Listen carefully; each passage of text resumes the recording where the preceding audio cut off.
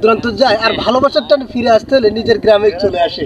এই না ভালোবাসার টানে আবার অনেকেই চলে যায় দূর দূরান্তে, আবার এই না ভালোবাসার টানে অনেকে আসে নিজের গ্রামে ফিরে।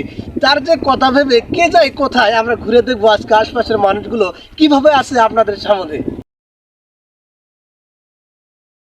ওই যে কথাগুলো পুরোনো দিনে যায় যে মনে হেরে, আবার শেষের দিনে চলে আসলে পুরোনো কথাগুলো আসে ফিরে ফিরে।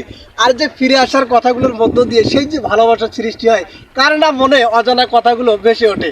আর ভেসে ওঠার মধ্য দিয়ে চরের মানুষগুলোর সাথে কিছু কথা জানবো আমরা সবাই মিলে। এই যে ছোট ভাই রয়েছে, তার সাথে। ছোট ভাইয়ের নাম কি? কোন ক্লাসে পড়ো? তোমার বাসা কোথায়? আচ্ছা, চরের চলাফেরাটা কেমন লাগে তোমার? হ্যালো। আচ্ছা, চরের চলাফেরা আসলেই ভালো লাগে। মুগ্ধতার মধ্যেই সেই ভালোবাসার কথাগুলো ফিরে আসে বারবার। আর তেমন করেই সেই চরের মানুষগুলো যে আছে চরের মধ্যে বসবাসকৃত, আর তাদের ভালোবাসাটা ফিরে আসে তাদের মধ্যেই। তার জন্যই যে ভালোবাসার কিছু কথা জেনে নিলাম ছোট ভাইয়ের কাছে। আসলে তোমার বাড়িটা এখান থেকে কত দূর হবে? এখন দেখা যাও দেখি একটু।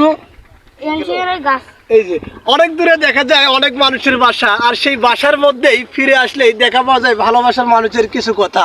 কিছু কথার মধ্য দিয়ে অনেকে যায় দূর দূরান্ত চলে, আবার অনেকে আসে কিছু কথার মধ্য দিয়ে ভালোবাসা নিজেকে ফিরে নিয়ে।